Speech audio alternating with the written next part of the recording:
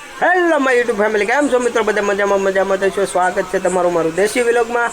તો ફાઇનલી મિત્રો આપણે શિયાળાની અત્યારે હાલ કડકડતી ઠંડી ચાલુ છે। તો શિયાળાની કડકડતી ઠંડીમાં તમે આપણે આકા રીંગણાનો પ્રોગ્રામ કર્યો હોય છે અને ઓળાનો પણ પ્રોગ્રામ કર્યો હોય છે, પણ શિયાળાની કડકડતી ઠંડીમાં તમે કોઈએ હરેગવાનો પ્રોગ્રામ કર્યો છે અને ન કર્યો હોય તો આજે અમે હરેગવાનો પ્રોગ્રામ કરવી છે। તો હરેગવાનો પ્રોગ્રામ કેવી રીતે હોય અને કેવી રીતે બનાવે હું તમને બતાવીશ વિડીયોમાં। તો આગળ વિડીયોમાં આપણે બન્યા રહેજો। અને હા મિત્રો, તમારો આપણા વિડીયોમાં ઘણો બધો એવો સપોર્ટ આવે છે, તો મિત્રો આપણા આ વિડીયોમાં પણ સપોર્ટ કરજો અને આપણો વિડીયોને શેર કરજો, જેથી કરીને અમને ખબર પડે કે તમે અમને કેટલો સપોર્ટ કરતા રહેજો। તો મિત્રો અમારો વિડીયોને શેર કરી દીજો અને આવો હું અવનવા વિડીયો લાવતો રહીશ ને તમને બતાવતો રહીશ। તો આજના વિડીયોમાં તમે બન્યા રહેજો કે હરેગવાનું શાક કેવી રીતે બને હું તમને બતાવીશ। તો મિત્રો આપણા વિડીયોમાં તમે બન્યા રહેજો। અને હા મિત્રો, આ આપણે જે હરેગવાનું શાક બનાવવાનું છે, તો એ શાક માટે આપણે રોટલા તો જોવે ને, તો રોટલા અમારા ઘરે અત્યારે બનાવે છે અમારા વિરાજના મમ્મી। જો તમને બતાવો કેવું મોટું કરે, જો જાણે હમણાં એમ થાય કે આપણને ટીપી નાખશે। આવું બધાના ઘરે હાલતું જ હોય, અમારા ઘરે હાલે છે, પણ કાંઈ વાંધો નહીં, ખુશ છે। જો તમને બતાવું, જો દાંત કાઢે કાંઈ વાંધો નહીં। જો આપણે ગરમા ગરમ રોટલા આપણે થાય છે, જે હરેગવાના શાક હારે ખાવાના છે। તો ફાઇનલી મિત્રો જે આપણે આવી ગયો છે જબલું ભરીને, જે આપણે હરેગવાનું શાક બનાવવાનું છે એનો સામાન બધો આવી ગયો છે। તો અત્યારે આપણે ખાલી લહણ કાઢી લીધું છે, લહણ ફોલવાનું છે ને આપણા ભાઈબંધ દોસ્તારો આવે એટલે બીજી બધી વસ્તુ આપણે કામ ચાલુ કરી દેવાનું, એની આગળ હું તમને અપડેટ આપતો રહીશ। તો મિત્રો આપણે હરેગવો આવી ગયો છે ને હરેગવાના હવે આપણે કાપવાનો છે, નાના નાના ટુકડા કરવાના છે। તો હવે હરેગવો આપણે કાપી નાખવી। તો મિત્રો આપણો હરેગવો કપાઈને તૈયાર થઈ ગયો છે ને આ બાજુ અમારે ડુંગળી કાપવાનું કામ ચાલુ છે, એ અમારે ગોળના રેડી એટલે કે ભોલા સિંગ, ને આ બાજુ અમારે લહણનું ફોલવાનું કામકાજ ચાલુ છે, એ અમારે આ વિપુલભાઈ ફોલે છે લહણ, ને બાકીની બધી આઈટમ આ બાજુ આવી ગઈ છે, ટમેટા આવી ગયા છે ને એ બધું આપણે જે ખમણવાનું કામકાજ ચાલુ છે એ અમારે વિજયભાઈ કરશે। તો ફાઇનલી મિત્રો અમે આવી ગયા છીએ, હવે હરેગવો આપણે કાપીને તૈયાર થઈ ગયો છે, હવે એને આપણે ધોવાનો છે, એ માટે આપણે નાખવી હવે એને પાણીમાં, અને પાણીમાં નાખી દીધો છે ને હવે આપણે હરેગવાને ધોવાનો છે એકદમ સારી રીતે। અમારા વિજયભાઈ ધોવે છે હરેગવો, હવે ધોઈને અમારે કાઢી લીધો છે બહાર થાળીમાં હરેગવાને હવે।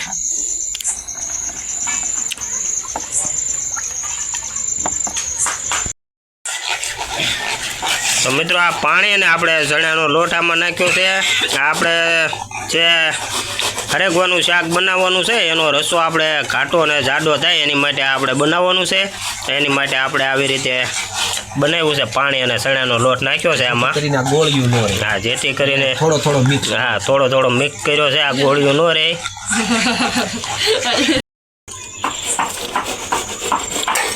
તો અત્યારે અમારા મિત્રો બધા આપણે જે હરેગવાનું શાક બનાવવાનું છે એની કામગીરી ચાલુ છે।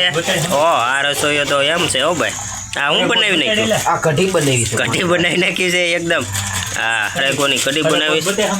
હરેગવો એ તો અમે ધોઈને આવ્યા એ બતાવ્યો ને।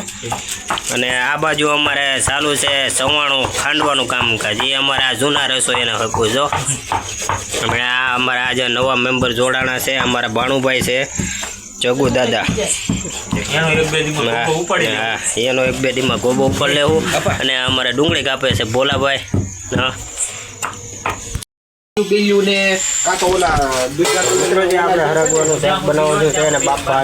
દીધો છે, તો આપણે આમાં તેલ ને હળદર નાખ્યું છે અને હવે આપણે એને તેલમાં બાફવાનો છે, એની માટે હવે આપણે હરેગવો નાખી દીધો છે।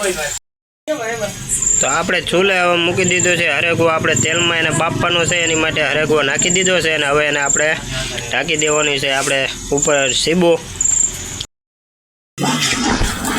મિત્રો આપણો હરેગવો હવે બફાઈને થઈ ગયો છે તૈયાર, તમને બતાવું તો આમાં આપણે હરેગવો કાઢી લીધો છે, બફાઈને તૈયાર થઈ ગયો છે, અને હવે આ બાજુ આપણે શાક બનાવવાની તૈયારી ચાલુ કરી દીધી છે લાલભાઈએ, આપણે આમાં તેલ નાખી દીધું છે હવે।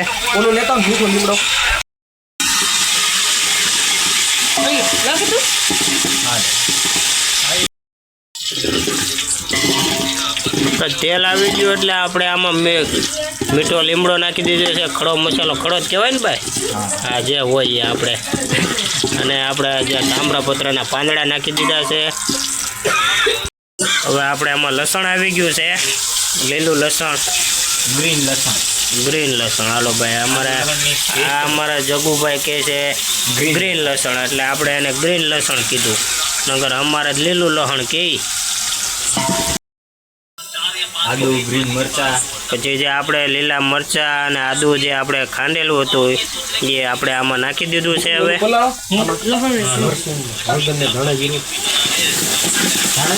પછી આપણે એને હલાવી નાખવાનું રહેશે થોડી વાર. હવે આપણે એમાં નાખી દીધી ડુંગળી. આપણે જે પેલા લીલું લસણ નાખ્યું હતું એ આપણે થોડુંક સડી જાય એટલે હવે આપણે એમાં ડુંગળી નાખી દીધી છે. તો ડુંગળીને આપણે થોડી વાર સડવા દેવાની છે.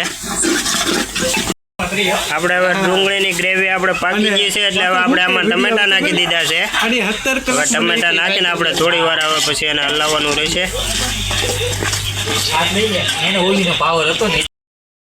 જો અને આ બાજુ અમારા હરેકવાનું શાક ખાવા આવ્યા છે અમારા વિઠ્ઠલભાઈ. અને જો આમ અત્યારે ઇન્ડિયાની મેચ ચાલુ છે. જો ઇન્ડિયાની મેચ જોવા આવ્યો. તમે ભાઈ મેચ જોવા આવ્યા કે હરેકવો ખાવા આવ્યા? એમ નો હાલે, હરેકવો ખાવો હોય મેચ નો જોવાય અત્યારે. કાંઈ વાંધો નહીં, હાલો ભાઈ, ઇન્ડિયાની મેચ છે એટલે ભલે જોતા આપણે જોવા દઈએ. અને અમારા છે ડૉક્ટર સાહેબ, અમારું એનું મેન કામ કયું છે એ તમને બધાને ખબર જ છે. આગળના વિડીયોમાં જે આપણે તમને બતાવીએ કે એનું મેન કામ છે એ આપણે સલાડ કાપવાનું છે.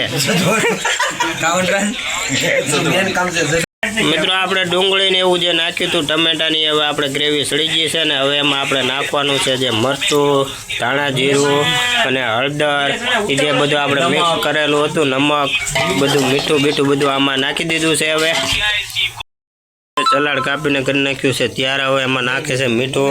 તો ડૉક્ટર સાહેબે ડુંગળી કાપી દો એને આવડાવી જજો. આપણે આમાં નાખ્યું છે ટોપરું. આપણે ગ્રેવી સડી જઈએ છે, તૈયાર થઈ ગઈ છે, એમાં નાખી દીધું આપણે ટોપરો. આપણે ગ્રેવી સડીને તૈયાર થઈ ગઈ છે ને હવે એમાં આપણે નાખી દઈએ હરેગવો. વિપુલભાઈ નાખી દીધો છે હરેગવો. હવે શાક બનાવવાનું છે આપણે એકદમ ફર્સ્ટ ક્લાસ રેડી. હરેગવો આવી ગયો છે. તો ફાઇનલી મિત્રો આપણે આમાં હરેગવો નાખી દીધો છે ને જે હવે આપણે જે કઢી જે બનાવી હતી કઢી નાખવાની છે. હવે મેન મસાલો અમારો આવી ગયો છે. હવે કઢી એકદમ ટેસ્ટી, આનાથી શાક આપણે એક નંબર બનશે. તો ફાઇનલી મિત્રો હવે આપણે જે કઢી નાખી દીધી એની પછી આપણે જે દહીં લાવ્યા હતા એ દહીં 700 ગ્રામ આપણે આમાં નાખી દીધું છે. એટલે આપણે એકદમ ખાટું મીઠું શાક તૈયાર થઈ જાય.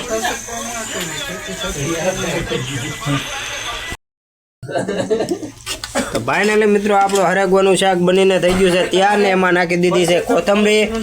અને હવે મિત્રો હું તમને ખાઈને બતાવશું કે કેવું શાક બન્યું છે. તો કન્ટિન્યુ મિત્રો આપણા વિડીયોમાં બન્યા રહેજો. અને જો આપણો વિડીયો ગમ્યો હોય તો આપણા વિડીયોને લાઈક, શેર અને સબસ્ક્રાઈબ કરી દેજો. તો ફાઇનલી મિત્રો આપણું હરેગવાનું શાક બનીને થઈ ગયું છે રેડી. અને હવે આપણે બધાને થાળીમાં પીરસી દીધું છે. કેવું છે એ આપણે પૂછવાનું છે. તો આપણે જે પીરસવાનું ચાલુ થઈ ગયું હતું આપણે બધાને પીરસી દીધું છે. તો હાલો ભાઈ, શાક કેવું બન્યું કયો? હાલો ભાઈ લાલભાઈ, આ તો અમારા રસોઈયા છે, રસોઈયા ન પૂછવાનું હોય. હાલો વિઠ્ઠલભાઈ, શાક સાખ્યું? ઘટે નહીં એવું? હા તો ભાઈ તમે બોલા ભાઈ, દિનેશભાઈ, વિપુલભાઈ, એને થાળીમાં જ ના એવું જો ખાઈને હવે આપ્યું. તો ફાઇનલ મિત્રો શાક તો એક નંબર બન્યું છે. તો તમારે પણ બનાવવું હોય તો આપણે જે આ વિડીયોમાં બતાવ્યું એવી રીતે બનાવી નાખો એટલે એક જ નંબર શાક બને. તો હાલો મિત્રો આપણે ખાઈ લઈએ. તો ફાઇનલી મિત્રો આજ માટે એટલું જ. ફરી પાછા મળીએ કાલે નવા વ્લોગમાં. જય માતાજી, જય શ્રી કૃષ્ણ.